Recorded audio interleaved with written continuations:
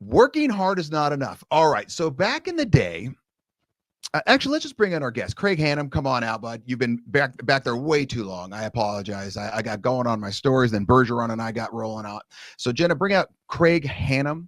Craig Hannum is a suicide prevention expert. Works at the local high school as well. He does a great job. We've had him on the show. Jesus, probably 5-6 times at this point. I see. Well, no, he's not. He was there, but he's not there. No, he's not there again. He's going to discuss bullying on campus and how it is not like it used to be. Back in the day, as Hannum gets on there, I think we all, if you're, let's say, over 40, if you didn't grow up with a cell phone in your pocket until you got to, say, let's say, college and or beyond, bullying to you was different. Bullying was something you walk down the hall, some guy hit you in the shoulder. He might have said something to you. She might have said something to you. I mean, I think it's a little bit, I don't want to say more catty with girls, but I think it is. Guys is more just like get punched in the face and you figure it out.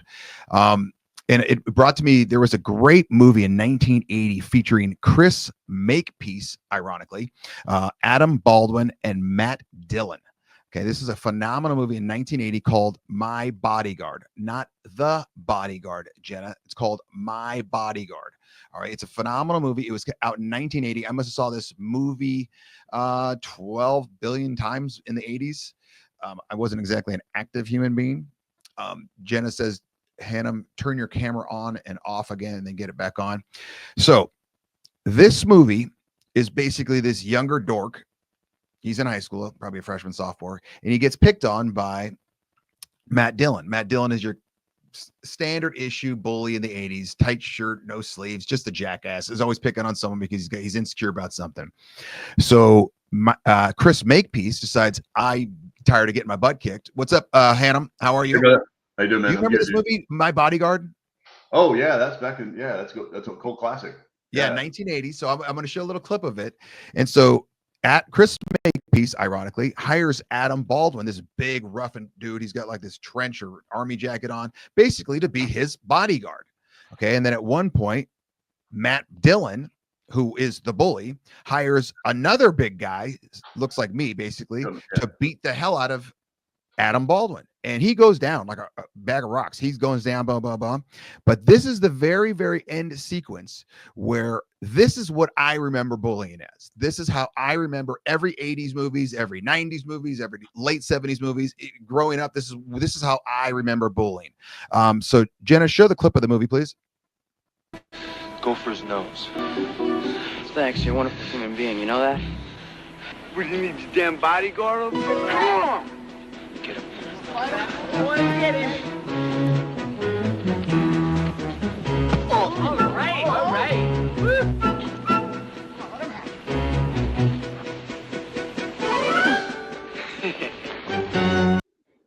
Not to cut it off, but I got to cut it off. Phenomenal 80s music that just takes you to the place right away. Go ahead, Jenna.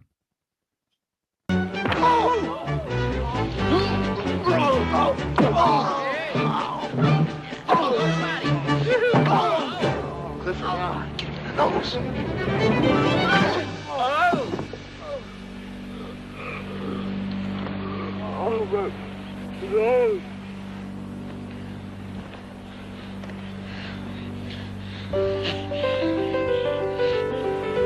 Broke my nose. I really think I broke his nose. You broke my nose. You did? And at that point, the bully goes his way. This other guy goes his way.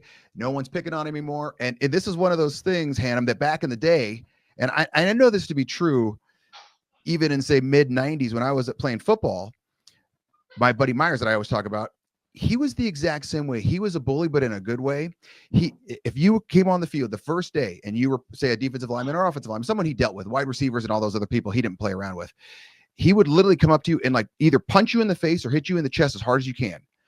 And if you went down, because he was a big man, if you went down and did not retaliate, he had no respect for you. He wouldn't even discuss. He wouldn't even speak to you after that. You were like lower than pond scum. But if you came back and tried to go at him, you weren't hurting him. But if you tried to come back and go at him, it was like, okay, you're one of us now. You got the respect now. Yeah, rite of passage, right? Yeah, rite of passage, exactly. Yeah. So that's the way I grew up with bullies. You had to smack them in the face. Sometimes you got your ass kicked, sometimes you didn't. But either way, if you got your ass kicked or not, 9 times out of 10, the bullying ended at that point because, like you said, you got the respect, you earned it, things like that. You contacted me about 2 weeks ago saying, I got to get on the show. I got to talk about this new age, this new wave of bullying. So talk to us. What's going on out there? You and I are about the same age, man. So it was the same thing. You and I got bullied, if we did, Monday through Friday, 8 to 3. That was it. And then, like you said, if you got in that fight, chances are you had respect for each other. Hey, what's up? I see you in the halls. How you doing? That's fine. And you move the frog fart on, right? So my wife and I watched this mini series. It's 4 episodes on Netflix. It's called Adolescence. Mm-hmm. And anybody watching, you need to make sure you watch this to where you can watch all 4 in a row. And I guarantee you will break down crying. It's pretty intense because it's like, whoa, it opened up this whole new world of cyberbullying that has taken on a whole new freaking form. So I was like, okay, I wonder how true is this? Well, I got a buddy, and I made a phone call. Said, hey man, is this accurate? They said, well, what's interesting is that show, even though they don't say it, it's based on actual events that happened in the UK. And so I know I sent you, the 2 pages of insanity. That's why I sent it to you, and I said, hey, emoji insanity. That's how I listed it when I emailed it to you, because it's real. So it's not just the hidden. Jenna, can you go and put one of those up for us? Yeah. So I get it. So that one's not it. So it's in black and white, but that one, if you look at the top, that top stream of the cross skulls, the alien, the devil, that all represents bring me ecstasy. Okay, that's a drug reference for ecstasy. Below that, look, it's a balloon. Okay, and it says, yeah, that's used for find me some freaking nitrous. So we know we can get nitrous in 2 forms. One, the dentist's office, and whipped cream. I don't know. Whipped cream, the can of whipped cream. Oh, whipped cream. Yeah. Oh, yeah. Yeah. So when you upside down and it creates the pressure and it makes foam. Yeah, it's great. It's wonderful. Tip it upside down. What do you get? Nitrous oxide. So all these emojis now, and go 2 down. Peach, the those are sexual terms. Okay, peach means the butt. That thing in the center means the phallic nature beast of men, and of course the 2 cherries mean the giblets of men. And if you just keep looking at it, you're like, wait a minute. So the hearts is what gets me the most. So below that little frog looking one, that frog one means you're ugly. So that's being used a lot. The hearts concerns me. So red heart, it means love. Okay, it means, it's great. I love what you sent me. Your wife sent you a text. You do a quick response because you're driving. Heart, thank you. I love it. I love what you said. Moving on with the rest of our life. Purple can mean I am attracted to you sexually. Okay. The yellow one means I'm interested, or are you interested?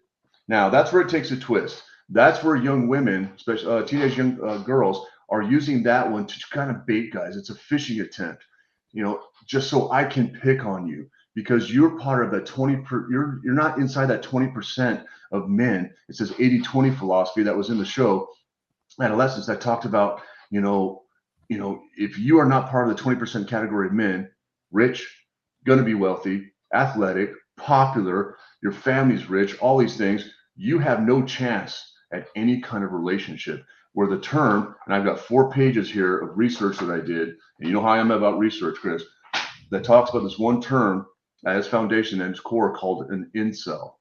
I'm going to read this word for word. I know you're sure on time. I'm going to read it word for word. It's short. Involuntary celibates, or incels. This term actually came around the late 90s, where a young lady had posted some things online. She did a great report saying that I want to be involuntary celibate, and it had to do with her faith belief. Okay. So it was a faith belief system about wait till marriage, wait for real love, et cetera, et cetera. So it was, at the time, it was positive. Then MySpace came out, and then everything else came out and exploded. And they took that definition along with these and turned it into something darker. Here's what it means. Incels, or involuntary celibates, are another subculture within the manosphere. That's weird. That has drawn widespread criticism for its extreme and often violent rhetoric. Incels are men who feel they are unable to attract sexual or romantic partners despite wanting relationships, and they attribute this to factors beyond their control, such as their appearances or societal norms. Now, the social norms we're talking about is the bullying. It's getting bad. So I did check. So far, thankfully, there have been no incidents, I should say, in the United States where this type of cyberbullying has gone to a level that has happened in the UK. I am working with a young man from Edmonton, Canada, who has been bullied in this form to the point where he was baited by a young lady. She sent the yellow heart emoji. He showed interest. He responded. They started a conversation. He sent a picture, Chris, because she said, send me something sexy. So don't write me something sexy. Send me something sexy of you. And he did. And we know that revenge porn is illegal in the United States. Well, he sent it. And she sent it to everybody she knew to pick on him based on this new digital language, where if parents and teachers and any staff member at any school from middle school to high school or primary, which is primary is, Canadian and UK. If you're not paying attention to this language, you're not looking at your kids' content, you're failing them. You're actually setting them up for that failure. was going to be my next question. Number one, how do they find? I mean, I'm assuming you don't want 5 billion people texting you, "Hey, send me this graphic." It's like where can they just the hidden emojis? Where can they find this? Can they just go online? So here's what I found it from what's called smoothwall.com. Okay, smoothwall.com. smoothwall.com. It's an actual valid resource that is there for teachers and anybody in the education field to say, hey, here's the latest and greatest. So I did verify, because we know you got to verify stuff, like the latest one that Jenna just put up, the top one, red pill, blue pill. Now that of course came from the movie Matrix. Remember, he's like, choose this pill, da da da. So red pill at the end, it means you are definitely incel. You're involuntary celibate, which means you will never find a relationship. And we're going to make sure you never find a relationship. Well, that leads to bullying. So remember back in our day when we used to focus on the bully, the guy picking on other people. That's the kid that would get in trouble. He'd get called to the principal's office. He'd get put in the corner and get beat. I grew up in a rodeo area, so we would beat the crap out of that bully. Nowadays, we look at the person that's being victimized by the bully, because that's the dude that's going to lash out violently. And that is, sadly, the individual who is more susceptible to suicidal behavior. And as I told you before, the previous, 5 times I've been on, social media is the biggest contributing factor to suicidal behavior for young ladies between the ages of 10 and 18. We're seeing a paradigm shift where it's now 14 to 18 for boys. Jesus. So like 5, 6, no, God, no, I want to say maybe even 8 years ago, that number for young ladies was like 14. Given technology nowadays, that number might drop for the boys to 10 in less than a year. Due to the fact that everyone's got cell phones now, and bottom line, parents, like you and I talked offline, it's you got to either Jenna says, take the phones away or don't give your 5-year-old a phone. Yeah, it's one of those things. And if you're going to give your kid a phone because, say, he's a latchkey kid, I don't know if they use that term anymore or something like that. No, I'm a latchkey kid. I get it. Yeah, no, I know you and I were, but I'm just saying I don't know if they still use that term. No. It's one of those that you have to either take the phone away, like Jenna says, or you have to be able to monitor it. Like and like when I was sending you that stuff when during spring break about that 10-year-old from Virginia who took her life, okay, at the beginning of the month, last month, and it horrible and tragic.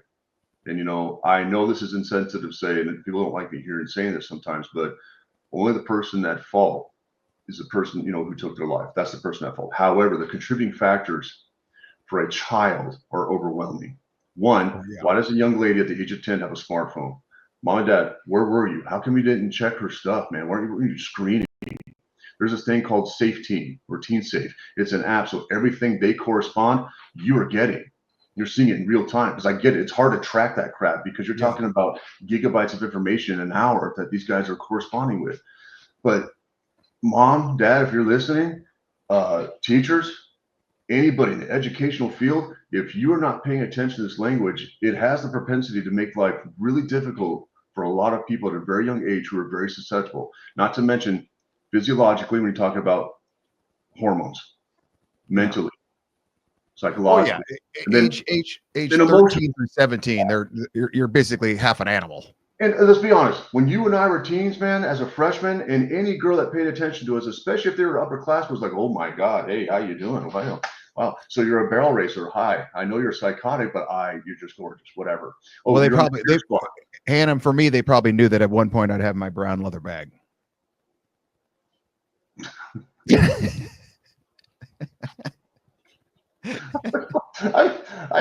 I can't follow that, dude. Come on. I don't have to tell you. I saw the opening. I took it. No, but bottom line, you're saying all the right No, you're things. right. I wanted to bring some levity to it, but it's one of those things of bottom line. If you're going to give your kid a cell phone, okay, you did what you did. You chose to choose that path. I got it. Everyone's different. Communication is important. I get that. And peer Yeah. pressure, not having a cell phone is hard. I get that. But it's Doesn't one of have to be a those, either smartphone. you can't allow them to have social media at the start, and or if they are, you have to be able to monitor it. And I've had people argue before, like, oh, it's my phone. Okay. I've heard kids and parents say that, well, who's paying the bill? So it's really not your phone. Like if you've got a job in a invading coal my mine, privacy. Yeah, you don't get privacy. yeah, you don't have privacy. If And I'm don't paying be your this way. bills, If you've your got a privacy is nothing. smartphone with location services on, you are not in a private mode. Yeah, exactly. I I mean, used to anyone tell can tell you guys that. that, with the stuff I used to do in the military, take out your SIM card, take out your battery. We can still track your phone, you idiot. Yeah, 100%. Especially nowadays. I mean, that's a But no-brainer. I'm not gonna lie, man, brother. This scares me, especially in my line of work, where now I have to add this new level of knowledge to my training. And I just got asked to be a guest speaker for a thing on Monday. And my wife Tony, she's like, "Hey, you're gonna bring this up, right?" I was like, "Oh yeah, we need to pay Oh, attention." 100%. Yeah, I know. It's gonna if it's hitting kids in Canada, it's just a matter of time before it becomes mainstream language here. And we need to be smart on this. Well, no doubt about it. Craig Hannum, I appreciate your time as always. Sorry for Thanks, keeping bud. you late. I got going a you're little good. too long.